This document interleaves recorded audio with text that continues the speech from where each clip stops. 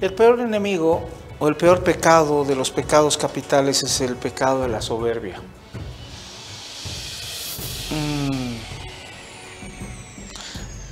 El ver con desdén lo que pueda pensar el otro.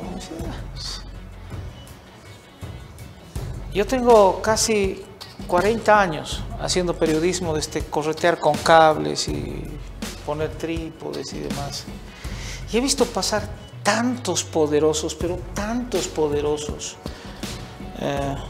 que claro, cuando están encima de la ola se inflan, ¿no? Y son gigantes. Y cuando les pasa el poder no son nada.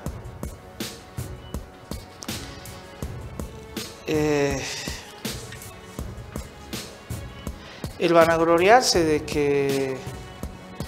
que Camacho está en su celda y puede pedir lo que quiera, es tan deplorable como lo que yo veo en la vereda del frente al comenzar a socializar algo.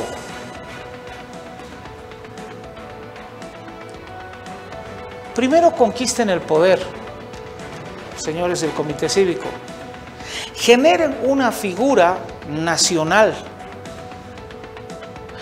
Todos los intentos que han hecho de proponer unas figuras nacionales no llegaron ni siquiera a la vicepresidencia. Fufi Saavedra, Ivo Kulgis, para mencionar algunos. Creen un cuadro nacional. Camacho era una figura interesante, pero comenzó a grabarlo a Pumari, su acompañante de fórmula, y se fueron al carajo los dos.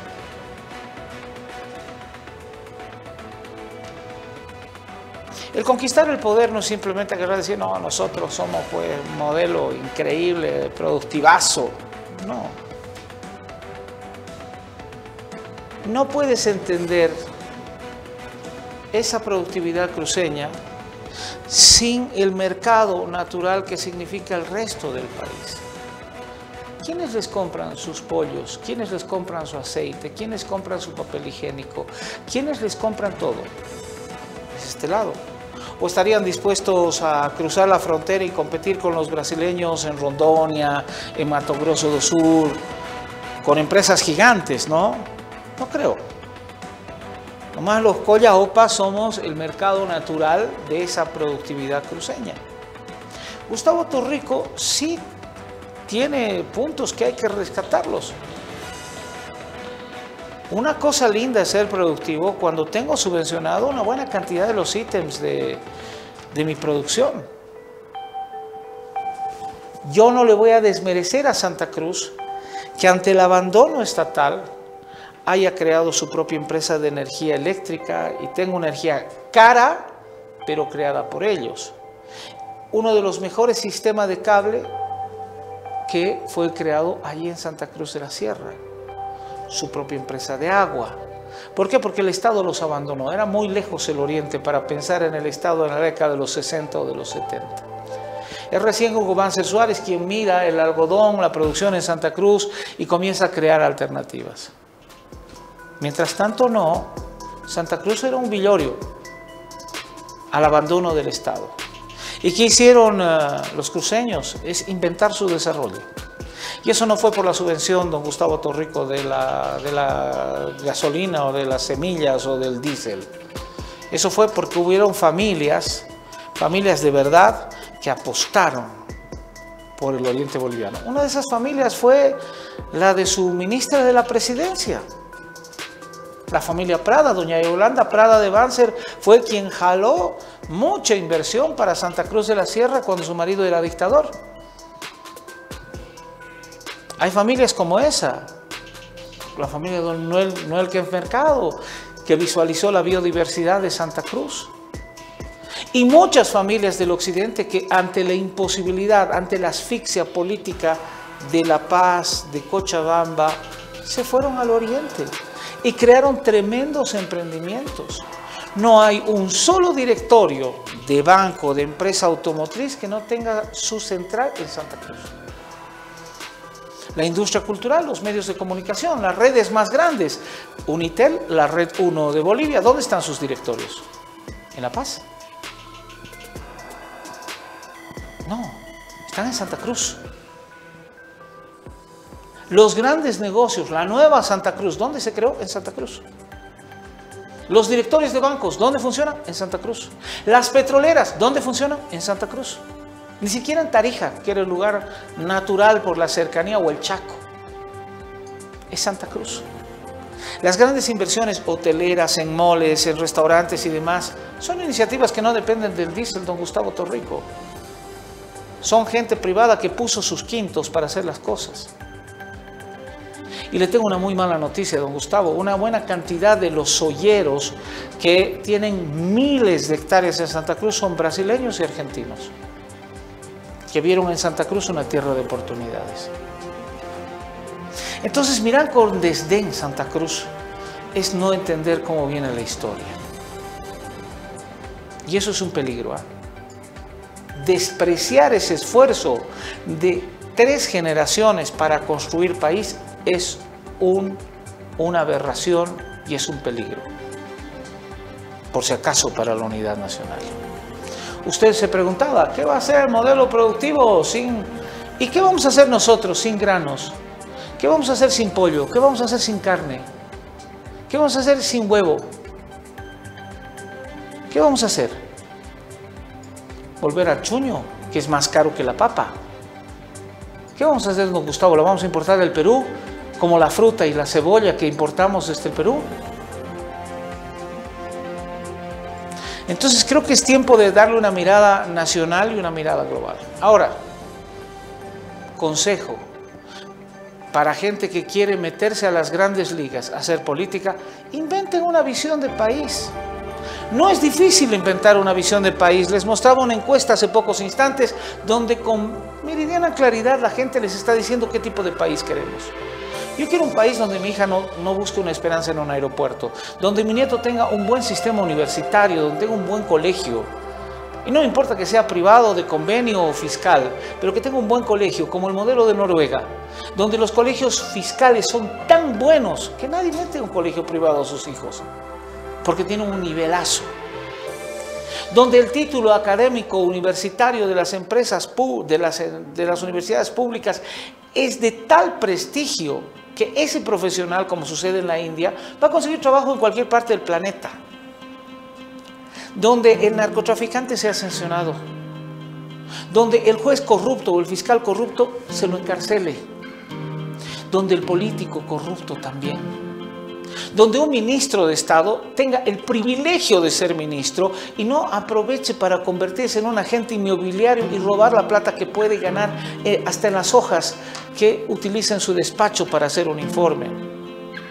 Donde haya un presidente y un político que nos diga: ¿sabe qué? Se nos han terminado las reservas, quisiéramos hacer el negocio del litio, pero para hacer el negocio del litio tenemos que generar un mecanismo legal que sea tan interesante para quien venga a poner su plata, que le vamos a dar seguridad jurídica y le vamos a dar la posibilidad de que el Estado boliviano participe de eso.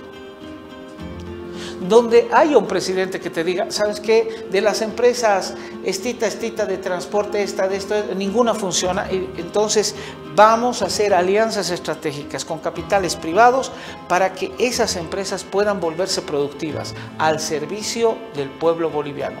Desde nuestra empresa boliviana de aviación, terminando la empresa del teleférico. No por privatizar, sino por hacer alianzas para que no le siga costando plata al Estado. Donde decir: a partir del 2023 quiero cambiar la matriz energética de Bolivia. Vamos a subvencionar, pagan 0 impuestos quienes se traigan autos eléctricos.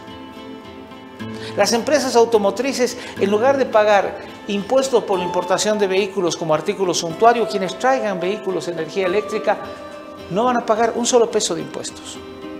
Para cambiar la matriz energética de todo lo que es el transporte. No se va a autorizar una sola línea de transporte que tenga energía fósil. Si Francia lo ha podido hacer y el 2030 no va a haber un solo vehículo transportado en todo el territorio francés que se mueva a energía fósil, ni diésel ni gasolina, ¿por qué no podemos nosotros tomar esta decisión de acá con una mirada al 2030? ¿Por qué no?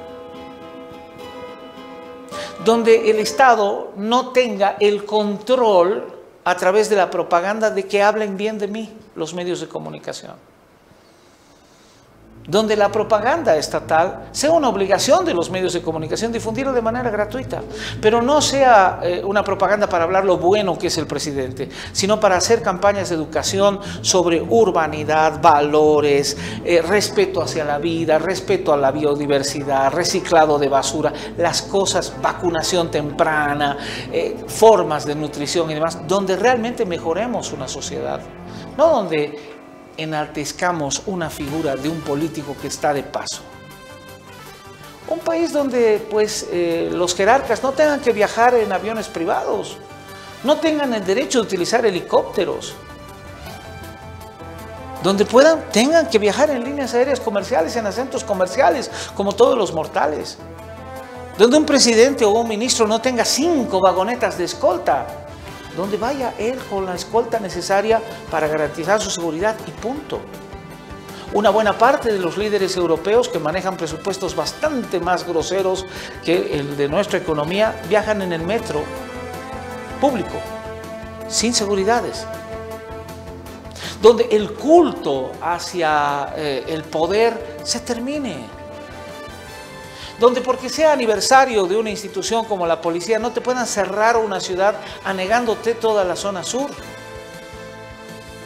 Celebrar lo que tú quieras, pero con la mesura y con la proporción que merece una institución que está al servicio de la sociedad, no está por sobre la sociedad. Es bastante fácil construir una mirada del país que queremos. Yo estoy seguro que lo que estoy diciendo es algo que lo comparten gentes que se confiesan de derechas o de izquierdas.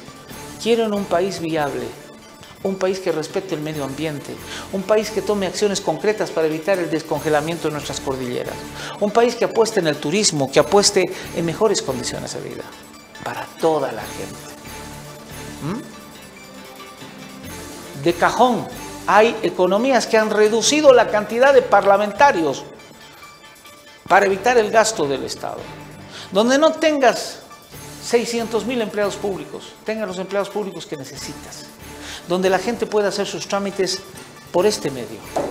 Donde impuestos nacionales no sea la manera de extorsionar al ciudadano, sino sea la manera de invertir en una mejor salud y en una mejor educación, rompiendo el paradigma. Donde tú pienses bien del ciudadano, no pienses lo peor. Donde si se inaugura una carretera o una obra no es mérito del presidente, sino es mérito de todos los ciudadanos que con sus impuestos han construido eso. Donde la gente no tenga miedo a hacer negocios.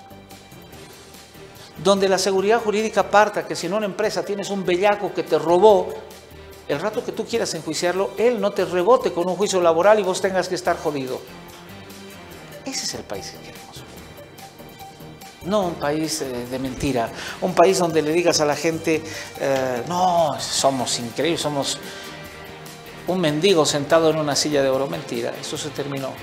No somos competitivos, la época de la industrialización ya es historia, hoy día la gente está en la época del software, del diseño de nuevas tecnologías, está pensando en otra cosa. Como nos dejó el tren de la industrialización, empecemos a pensar en los trenes que se están viniendo hacia adelante. Miremos el mundo, traigámonos a nuestros mejores profesionales con buenos sueldos para que hagan país acá. Tenemos desarrolladores en la Microsoft y en muchos lugares que son bolivianos. ¿Por qué no pueden tener un lugar de trabajo acá? ¿Por qué no pueden ser parte de un ministerio? Porque no tienen el carnetazo político. Cuando construyas una visión del país que queremos, vas a poder poner a una persona que diga, y yo me voy a hacer cargo. Pregúntenle al presidente Bukele, un país inviable, hackeado por las maras y la violencia.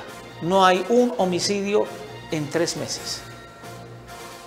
Se puede, claro que se puede. Pero hay que tener la voluntad de decirle a la gente lo que tiene que escuchar, no lo que quiere escuchar. Cuando se construya ese proyecto, no va a ser un proyecto de Santa Cruz para el resto del país. Va a ser un proyecto de todos los bolivianos para rescatar nuestro país. Y ahí somos indetenibles. Y se puede, en democracia, con debate y con ideas. No se necesita plata, se necesita la decisión para mejorar nuestra tierra. Ese es nuestro punto de vista. Productivo.